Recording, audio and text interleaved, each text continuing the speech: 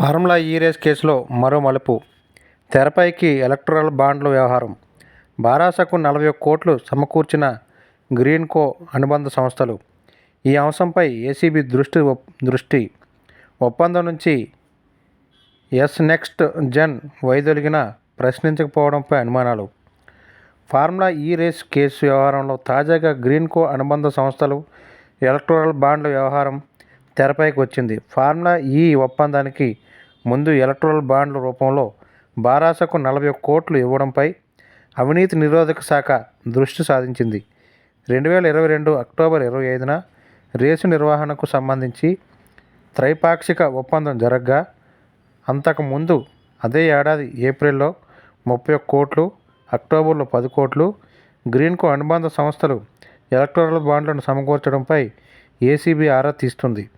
త్రైపాక్షిక ఒప్పందంలో భాగంగా మొదటి రేసును నిర్వహించిన సంస్థ రెండో రేసు నుంచి అంతరార్థంగా వైదొలగడంతో యూకేకు చెందిన ఫార్ములా ఈ ఆపరేషన్స్కు హెచ్ఎండిఏ భారీగా నిధులు బదిలీ చేసింది. అనీసా కార్యాలయం వద్ద హైడ్రామా. తనతో పాటు న్యాయవాదిని అనుమతించాలన్న కేటీఆర్ అంగీకరించిన అధికారులు, లేఖ ఇచ్చి వెనుదిరిగిన మాజీ మంత్రి. 9న రావాలంటూ మరోసారి ఏసీబీ నోటీసులు.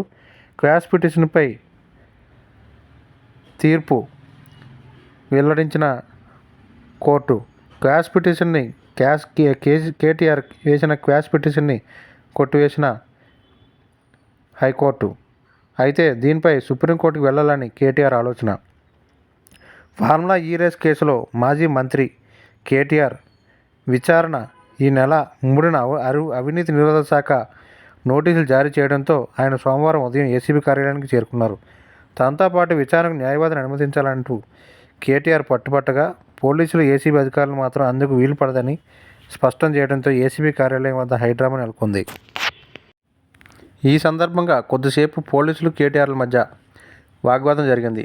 తమ వెంట న్యాయవాదులను అధికారులను అనుమతించకపోవడంతో విచారణకు హాజరు కాలేనంటూ ఆయన వెనక్కి వెళ్ళిపోయారు. అంతకుముందు కేటీఆర్ సోమవారం ఉదయం హైదరాబాద్ గచ్చిబౌలిలోని తన ఇంటి నుండి నందినగర్లో ఉన్న పాత ఇంటికి వచ్చారు. అక్కడ పార్టీ నాయకులు, న్యాయవాదులతో కొద్దిసేపు మంత్రాలు జరిపారు. అనంతరం 10 గంటల సమయంలో ఏసీబీ కార్యాలయానికి బయలుదేరారు. కార్యాలయం సమీపానికి చేరుకున్న తర్వాత మెయిన్ రోడ్డు వద్ద కేటీఆర్తో పాటు వచ్చిన వాహనాలను పోలీసులు నిలిపివేశారు. ఆయన వాహనాన్ని మాత్రమే ముందుకు అనుమతించారు. అయితే కేటీఆర్ ఒక్కరే వెళ్లాలని, ఆయనతో పాటు న్యాయవాదిని అనుమతించబోమని బంజారాహిల్స్ ఏసీపీ వెంకటరెడ్డి స్పష్టం చేశారు. దీనిపై కేటీఆర్ అభ్యంతరం తెలిపారు. న్యాయవాదిని తీసుకెళ్లవద్దని ఏ చట్టంలోనూ లేదన్నారు. న్యాయవాదిని అనుమతించడం సాధ్యం కాదని ఈ కేసులో దర్యాప్తు అధికారిగా ఉన్న డీఎస్పీ మజీద్ ఖాన్ కూడా స్పష్టం చేశారు. తనపై నమోదైన కేసును రద్దు చేయాలంటూ హైకోర్టులో దాఖలు చేసిన పిటిషన్పై వాదనలు పూర్తయ్యాయని, తీర్పు రిజర్వ్లో ఉందని, ఇలాంటి సమయంలో తనను విచారణకు పిలవాల్సిన అవసరం లేదని కేటీఆర్ అన్నారు. అయినప్పటికీ చట్టాన్ని గౌరవించే వ్యక్తిగా విచారణకు వచ్చానన్నారు.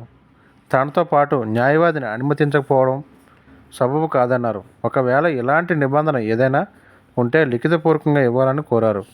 కొద్దిసేపు అక్కడే ఉన్న కేటీఆర్ అప్పటికే సిద్ధంగా ఉన్న లేఖను ఏసీబీ డీఎస్పీకి ఇచ్చి ఆయన సంతకం తీసుకున్నారు. అనంతరం మీడియాతో మాట్లాడి వెనుదిరిగారు. కాగా ఈ నెల 9న విచారణకు రావాలంటూ ఆయనకు సోమవారం సాయంత్రం ఏసీబీ అధికారులు మరోసారి నోటీసులు ఇచ్చారు. మరోవైపు మంగళవారం ఈడీ విచారణకు రాలేనంటూ కేటీఆర్ ఈమెయిల్ ద్వారా సమాచారం పంపించారు. హక్కులకు భంగం కలగొద్దు అంటున్న కేటీఆర్, తన ప్రాథమిక హక్కులకు భంగం కలగకుండా చూసుకోవాల్సిన బాధ్యత తనపై ఉందని కేటీఆర్ తెలిపారు. ఏసీబీ కార్యాలయం వద్ద ఆయన మీడియాతో మాట్లాడారు. లగచర్ల కేసులో పట్నం నరేందర్ రెడ్డి చెప్పినట్లు వాంగ్మూలంలో నమోదు చేశారు. ఈ విషయంలోనూ అలా చేస్తారన్న ఉద్దేశంతోనే న్యాయవాదిని అనుమతించాలని కోరాను.